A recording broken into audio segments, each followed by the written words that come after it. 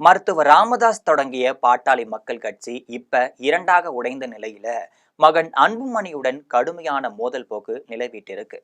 இப்ப ராமதாஸ் தலைமையிலான ஒரு பாட்டாளி மக்கள் கட்சியும் அன்புமணி தலைமையிலான ஒரு பாட்டாளி மக்கள் கட்சியும் தனித்தனியாக போட்டியிட தொடங்கியிருக்காங்க. இதுல அன்புமணி தலைமையிலான பாட்டாளி மக்கள் கட்சி அதிமுக மட்டும் இல்லாம பாஜக கூட்டணி அமைத்து தொகுதி பங்கீடு பேச்சுவார்த்தை நடைபெற்றுட்டு இருக்கு. அதே சமயம் மருத்துவர் ராமதாஸ் தலைமையிலான பாட்டாளி மக்கள் கட்சி யாரோடு கூட்டணி வைப்பது என்று தெரியாம திகைத்திட்டு இருக்காங்க. இப்ப அன்புமணி தரப்பிலான பாட்டாளி மக்கள் கட்சி மிக வேகமாகவும் பலமாகவும் செயல்பட தொடங்கியிருக்காங்க. இந்த நிலையில காடுவெட்டி குருவின் மகள் என அனைவரும் அன்புமணி தரப்புக்கு ஆதரவு தெரிவிப்பது பாட்டாளி மக்கள் கட்சியில் மிகப்பெரிய பரபரப்பையும் ஏற்படுத்தியிருக்குன்னே சொல்லலாம். அதே சமயம் மருத்துவர் ராமதாஸ் மிகப்பெரிய அதிர்ச்சியில ஆழ்ந்திருக்காரு. இது பற்றி ஜெம் தொலைக்காட்சி வழங்கும் சிறப்பு செய்தியை தற்பொழுது பார்க்கலாம்.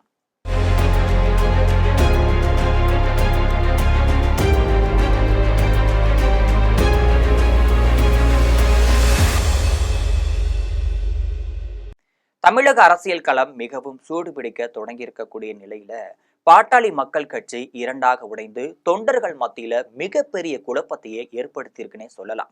இதுல அன்புமணி தலைமையிலான பாட்டாளி மக்கள் கட்சி தேர்தல் பயணத்தை நோக்கி வெகு வேகமாக முன்னேறிட்டு இருக்காங்க. வரக்கூடிய சட்டமன்ற தேர்தல்ல யார் யார் போட்டியிட போறாங்க என்கின்ற வேட்பாளர் பட்டியலும் அன்புமணி தரப்புல தயாராகிட்டு இருக்கு. அந்த வகையில சௌமியா அன்புமணி, வழக்கறிஞர் கே பாலு இவங்க 2 பேரும் வருகின்ற சட்டமன்ற தேர்தல்ல அன்புமணி தரப்பிலான பாட்டாளி மக்கள் கட்சி சார்பில் போட்டியிடுவாங்கன்னு தெரியுது. சௌமியா அன்புமணி தருமபுரி இல்லனா கிருஷ்ணகிரி தொகுதியில போட்டியிடுவார்னு தெரியுது. அதே போல வழக்கறிஞர் கே பாலு அரியலூர் மாவட்டம் ஜெயங்கொண்டம் தொகுதியில போட்டியிடுவார்னு தெரியுது. இவர் ஏற்கனவே கடந்த தேர்தல்ல பாட்டாளி மக்கள் கட்சி சார்பில் இதே தொகுதியில போட்டியிட்டார் என்பது குறிப்பிடத்தக்கது. இந்த நிலையில தான் பாட்டாளி மக்கள் கட்சியில ஒரு காலத்தில் மிகப்பெரிய தூணாக விளங்கியவர் காடுவெட்டி குரு. வன்னிய சமுதாயத்தினர் மத்தியில மாவீரன் என்று அழைக்கப்பட்ட காடுவெட்டி குரு கடந்த 2018ஆம் ஆண்டு உடல்நலக்குறைவு காரணமா மரணம் அடைஞ்சிருந்தாரு. இதற்கு பிறகுதான் காடுவெட்டி குரு குடும்பத்திற்கு தேவையான உதவிகளை செய்யவில்லைன்னு ராமதாஸ் தரப்பு மீது ஏராளமான குற்றச்சாட்டுகள் கூறப்பட்டு இருந்துச்சு. இதற்கிடையே கடந்த தேர்தல் சமயத்துல காடுவெட்டி குருவின் மகன் கலையரசன் மாவீரன் மஞ்சள் படை என்ற பெயர்ல ஒரு அமைப்பையும் தொடங்கியிருந்தாரு. அதே போல காடுவெட்டி குருவின் மகள் விருதாம்பிகையும் ஜேகுரு பாட்டாளி மக்கள் கட்சி அப்படிங்கிற பெயர்ல புதிய கட்சியையும் தொடங்கி இருந்தாங்க. இப்ப வரக்கூடிய பிப்ரவரி 1ஆம் தேதி காடுவெட்டி குரு பிறந்த நாள் வர இருக்கு.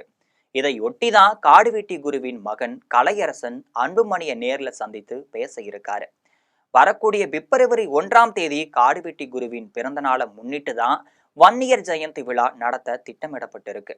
இந்த விழாவில் பாமக தலைவர் அன்புமணி கட்டாயம் கலந்துக்கணும் அப்படின்னு அவர் அழைப்பு விடுத்திருக்காரு. பல ஆண்டுகளுக்கு பிறகு கலையரசன் குடும்பத்தினர் அன்புமணியை நேர்ல சந்தித்து அழைப்பும் விடுத்திருந்தாங்க. இந்த சந்திப்பு பாமக அரசியல் வட்டாரத்துல மிக முக்கிய நிகழ்வாகவும் பார்க்கப்பட்டிருந்துச்சு.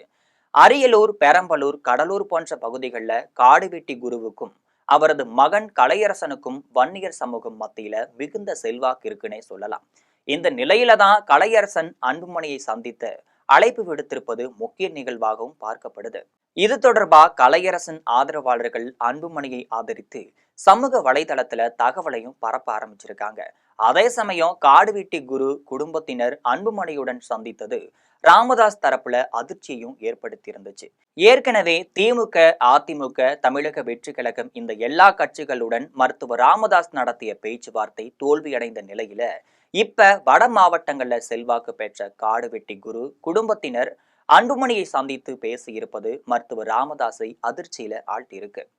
இது போன்ற அரசியல் பின்னணி செய்திகளை அன்றாடம் தெரிந்து கொள்ள ஜெம் தொலைக்காட்சியுடன் எப்பொழுதும் இணைப்பில் இருங்கள்.